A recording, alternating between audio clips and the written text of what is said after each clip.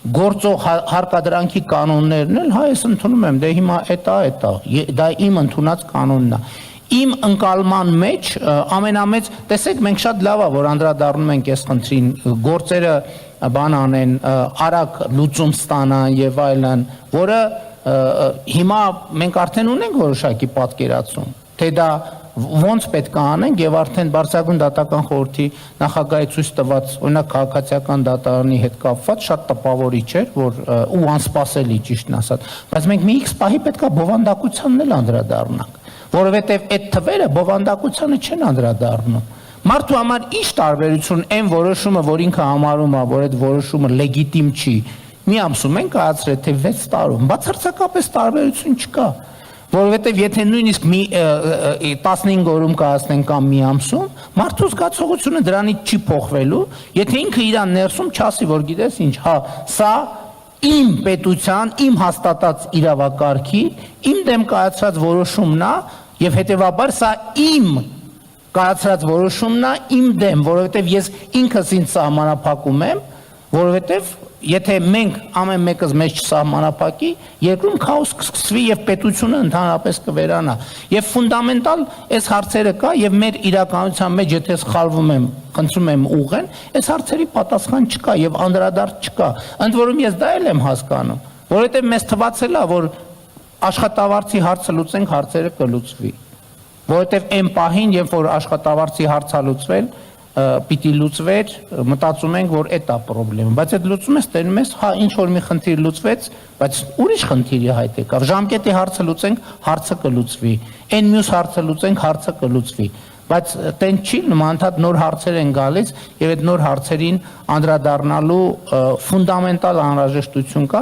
իմ առաջարկը ընդհանուր առմամբ հետեւյալն է, ժողովրդի եւ իրավակարգի օրգանական կապը պետք է հաստատվի, ժողովուրդը պետք է փաստացի լեգիտիմությունը իրավակարգի ճանաչի, իմ կարծիքով մենք այսօր խնդիր ունենք, իմիջիալոց ասեք կներեք երկարացնում եմ մի քիչ, մենք իշխանության լեգիտիմության հարցը լուծել ենք, իրավակարգի լեգիտիմության հարցը չենք լուծել, ոնց ենք լուծել իշխանության լեգիտիմության հարցը, ընտրությունների արդյունքները կասկածի տակ չեն,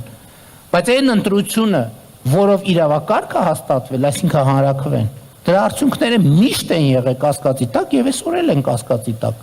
Եվ քանի դեռ այդ կասկածը չի վերացել, իրավակարգի լեգիտիմությունը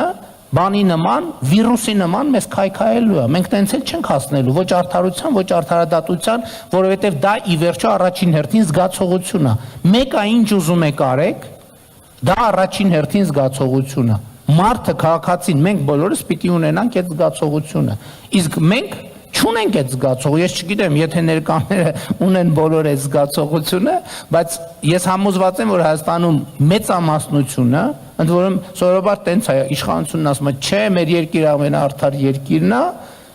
հանրությունն ասում է, չէ, տենց չի, այս դեպքներն է, որ ես օրինակ չունեմ արդարադատության եւ արդարության զգացում, որ մենք կարողացել ենք Հայաստանում դա հասնել։ Եվ ես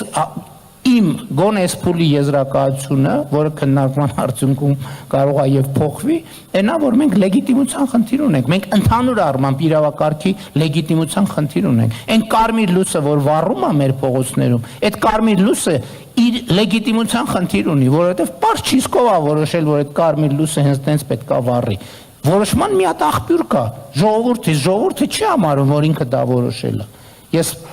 պարզացնում եմ, որպեսզի ասելիքս ավելի բան լինի, չգիտեմ ինչքանով ձեր հարցին պատասխանեցի, բայց ես էս էի ուզում ասել բոլոր դեպքերում անկախ հարցից։